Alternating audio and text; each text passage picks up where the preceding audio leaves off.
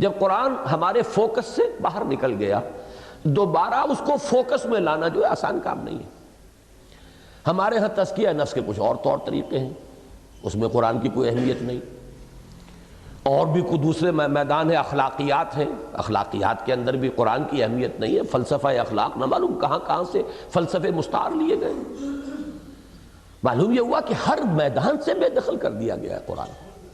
وہ تو صرف ایک کتاب مقدس بن کر رہ گئی، پڑھو اور ثواب حاصل کر لو، اللہ اللہ خیر سمجھ۔ تو اب دوبارہ فوکس میں لانا قرآن کو اور پوری توجہ کا ارتکاز جو ہے آسان کام نہیں ہے، بہت وقت لگے گا ابھی اس پروسیس کو ہم صرف انیشیٹ کر پائے ہیں۔ خود ہمارے ساتھیوں کے ذہن میں بھی ابھی یہ چیز اس طریقے سے ٹھکی ہوئی نہیں ہے کہ جائیں جاش یہی ہے سب کچھ، ہمارا ہتھیار یہی ہے، یہ آلہ انقلاب یہ قرآن ہے۔ یہ بات جو ہے ایک دفعہ سمجھ میں آ جاتی ہے، پھر حالات کے دباؤ کے تحت پھر کہیں ادھر ادھر کی کوئی نہ کوئی ہوا چلتی ہے، پھر کوئی تاثر جو ہے ذہن پر قائم ہو جاتا ہے۔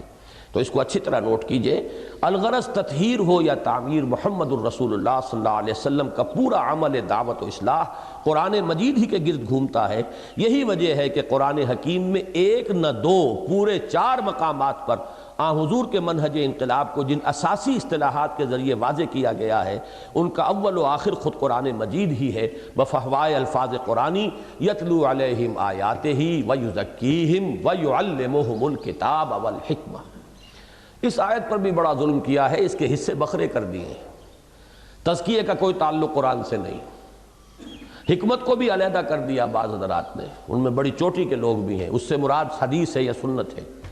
بہت بڑا ظلم ہوا اس آیت پر، حالانکہ در حقیقت یہ قرآن ہی کے 4 حصے، جس پر میرا پورا مضمون جو ہے نبی اکرم صلی اللہ علیہ وسلم کا مقصد بعثت والا جو کتاب چاہ بڑا خوبصورت شائع ہو چکا ہے، اس میں جو آخر میں جو اس کا حصہ ہے حضور کے انقلاب کا اساسی منہاج بنیادی، وہ جو مین پاور تیار کی حضور نے، وہ کس طریقے پر تیار کی، وہ 313 کیسے آئے۔